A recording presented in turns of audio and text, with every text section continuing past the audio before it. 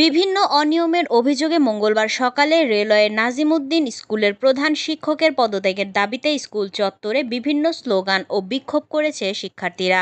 আমাদের বিশেষ প্রতিনিধি জানান, এর আগে তারা প্রধান শিক্ষকের অফিস কক্ষের সামনের বারান্দার গ্রিলে তালা দেয়। এ ঘটনায় কয়েকজন শিক্ষক ও শিক্ষার্থীরা প্রধান শিক্ষক খন্দকার আব্দুর রহিমের বিরুদ্ধে অভিযোগ তোলেন।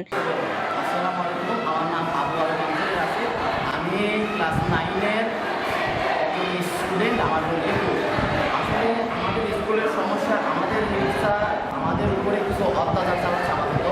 যেমন মনে করেন, কালকে সরকারি ছুটির দিনে হেড স্যার আসছিল, আমরা তাকে স্কুল থেকে বিদায় দিছি। তিনি আমাদের বলছে আমি আর স্কুলে আসবো না। তবু তিনি কালকে সকালে এসে চলে গেছে। তারপরে কালকে বিকালে এসে তিনি কিছু সমন্বয় বিষয়টি তাদের সাথে কথা বলছে। প্রত্যেকটা টিচারকে নির্দেশ দেয় যে আপনি যে শুধু প্রশ্ন লিখাবে, খণ্ডকালীন শিক্ষক মোট 5 জন। আর আমাদের দিকে তিনি খণ্ডকালীন বেতন নেয়, ভালো কথা, তিনি নেয় 150 টাকা। তাহলে 5 জনের বেতন যদি 25 টাকা করে হয়, তাহলে 125। তাহলে আমাদের থেকে একজনের থেকে 25-50 টাকা করে বেশি নেয়। কেন নেবে তিনি? আমরা 2019 সালে তার বিষয়ে অফিসিয়ালি উল্লেখ নিয়েছিলাম। আমরা টিচারদের বিভিন্ন বিষয়ে সেগুলো 60 বছরে আমরা পড়ে ফার্স্ট শিক্ষার্থী হলো। উনি হলো প্রত্যেক টিচারকে বলে খালি দেখাবেন, তার করে খালি বই দেখে খালি কোনো মুহূর্ত নাই, কোনো বোঝা নাই। আমরা আমার মতো করা বাচ্চা শিক্ষার্থী তারপরে একটা শিক্ষার্থী হবে কিন্তু উনি দেবেন নাম তো খালি লিখতে হবে। ঘটনার পরপরই স্কুল ম্যানেজিং কমিটির সভাপতি পাকশীর ডিআরএম শাহ সুফিনুর মোহাম্মদ ও দায়িত্বশীল অফিসার বলে পরিচিত পাকশীর বিভাগীয় প্রকৌশলী 2 বীরবল মণ্ডল ঘটনাস্থলে উপস্থিত হয়ে অভিযোগকারী শিক্ষক ও শিক্ষার্থীদের অভিযোগ শুনে তাৎক্ষণিকভাবে সমস্যার সমাধান করে বিদ্যালয়ে লেখাপড়ার স্বাভাবিক পরিবেশ সৃষ্টি করেন। অভিযোগের বিষয় সঠিক না উল্লেখ করে প্রধান শিক্ষক খন্দকার আব্দুর রহিম জানান, আমার বক্তব্য হলো, আমি 2017 সালে বাংলাদেশ রেলওয়ে সরকারি নাজিমউদ্দিন উচ্চ বিদ্যালয়ের প্রধান শিক্ষকের দায়িত্বভার গ্রহণ করি। প্রধান শিক্ষকের দায়িত্বভার গ্রহণ করার পর থেকে আমি একনিষ্ঠভাবে বিদ্যালয়ের যাবতীয় দায়িত্ব পালন করেছি, প্রশাসনিক সকল এবং স্কুলের অবকাঠামোগত উন্নয়ন আগে ছিল না, আমি সেটা করেছি। আর এছাড়া আর্থিক কোনো অনিয়ম আমার এখানে নেই। এছাড়া আরেকটা ব্যাপার হলো যে স্কুলের লেখাপড়ার মান ভালো করার জন্য বিগত সরকারের সময় আমি যখন 10টা 5টা স্কুল চালু করি, সেটা সরকারি নিয়ম ছিল, তাই আমি চালু করেছি। কিন্তু শিক্ষক এবং ছাত্রছাত্রীরা এই 10টা 5টা পর্যন্ত থাকতে অনীহা প্রকাশ করত, সেই কারণে তারা আমার প্রতি ক্ষুব্ধ হয়। কিন্তু আমি বলেছিলাম যে সরকারি আইন, কাজে সেটা আমাকে পুঙ্খানুপুঙ্খ বাস্তবায়ন করতে হবে। সেই জন্য আপনারা প্লিজ 10টা 5টা নিয়মিত বিদ্যালয়ে থাকবেন, এই হলো তাদের সময়সূচি। আর পরবর্তী যে ঘটনা হলো, নবীনবরণ অনুষ্ঠান যেটা করা হয়, সেখানে ছাত্রছাত্রীরাই টাকা দেয় এবং আমাদের শিক্ষক মনোয়ার হোসেন, রুহুল আলামিন, হাবিবুল্লাহ তারাই এটা দায়িত্ব পালন করে। আর অন্যান্য কোনো সমস্যা নেই আর্থিক। আরেকটা ঘটনা হলো, আমার খণ্ডকালীন শিক্ষক নেওয়া হয়েছে, যেটা প্রতি শিক্ষকের 20 টাকা করে 150 টাকা করে নেওয়া হয়, যেটা ম্যানেজিং কমিটির সিদ্ধান্ত মোতাবেক। কারণ বর্তমানে আমার স্কুলের সহকারী শিক্ষকের 7 জন নিরাপত্তা প্রহরী সহ। আর বর্তমানে আমার স্টাফ পজিশন হলো 28 জন, সেখানে কর্মরত আছে মাত্র 8 জন। সহকারী শিক্ষকের পদ হলো 10 জন, সেখানে কর্মরত আছে মাত্র 2 জন। সে অবস্থায় 400 ছাত্রছাত্রী ক্লাস করা খুব মুশকিল হয়ে যায়। তাই তৎকালীন সময় স্থানীয় কর্তৃপক্ষের সাথে, অভিভাবকদের সাথে আলোচনা ক্রমে আমি এই শিক্ষকগুলো রেখেছি এবং সেই টাকাগুলো নিয়ে যেদিন আদায় করা হয় সেদিনই ওই খণ্ডকালীন শিক্ষকদের বেতন দেওয়া হয়।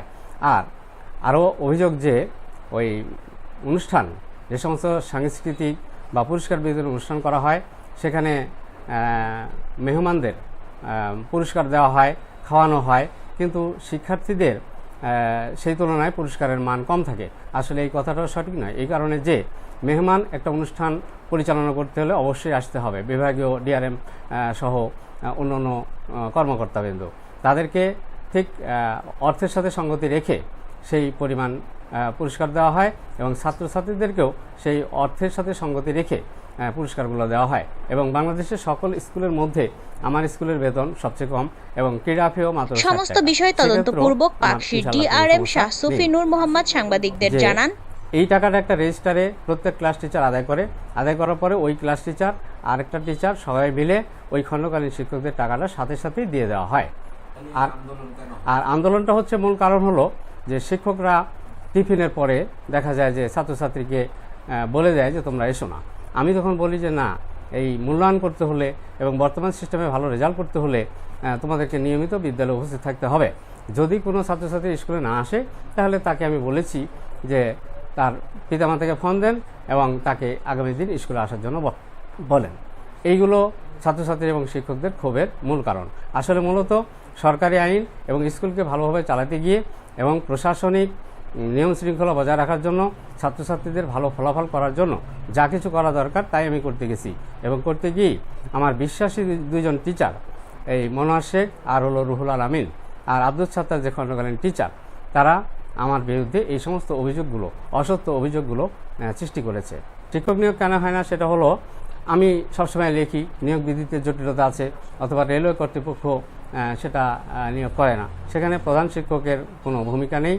আমি আলোচনা করেছি, যে মহোদয়ের কাছে আবেদন করেছি আমার শূন্য পদ তা পূরণের জন্য, তারা বলে ঠিক আছে আমরা ঊর্ধ্বতন কর্তৃপক্ষকে অবহিত করব। একাধিকবার আমি ডিআরএম পাকশি মহোদয়, সিপিও মহোদয়, যে মহোদয়ের সাথে দেখা করেছি এই শিক্ষক স্বল্পতা দূরীকরণের ব্যাপারে। কাজে এখানেও আমার কোনো ত্রুটি নেই ইনশাল্লাহ।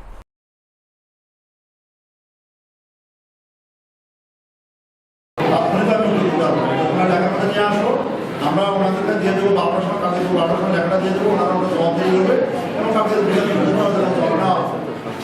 ঠিক আছে? এখন আমরা তোমরা যে স্কুল সংক্রান্ত যে অবকাঠামো ফ্যাসিলিটিস, এই যে ডিএম কিন্তু প্রচণ্ড ব্যস্ত, ওই যে এম সাহেব প্রচণ্ড ব্যস্ত, সে চায়না থেকে আসছে কতটা। আমরা তোমাদের বিষয়গুলোকে দেখবার জন্য আসছি। তোমরা এখন আমাদেরকে কথা দিতে হবে, তোমাদের কথা শুনছি আর আমার কথা শুনতে হবে। তোমরা এখন আমাদেরকে সময় দিবা, কোথায় কোনো সমস্যা আছে চুদা পড়ে দেবো। আজকে আমরা কাজের জন্য নির্দেশনা দিয়ে দেবো। আমি বলতেছি, তারপর আমি বলি, আমি যেহেতু তার সার্টিফিকেট কালকে তার চাকরির বিষয়টা ইয়ে আছে, তাহলে ক্ষতিগ্রস্ত হবে। আমি স্কুলে হেডমাস্টারকে ডাকবো, সে সার্টিফিকেট দেওয়ার জন্য যা যা করবে এবং স্কুলের সার্টিফিকেটটা বাচ্চার সাথে না রেখে এটা কোনো টিচার অথবা ক্যারানি যেটা অন্যান্য স্কুলে থাকে সেই কাঠামোর আলোকে দেওয়ার জন্য ব্যবস্থা নিচ্ছি। তোমরা আমাকে সহযোগিতা করো। যে আজকে আসো, ওনার সার্টিফিকেট আরও যেগুলো কাজ আছে, হেডমাস্টারের বহুত কাজ থাকে, মন্ত্রণালয়ে সমস্যা।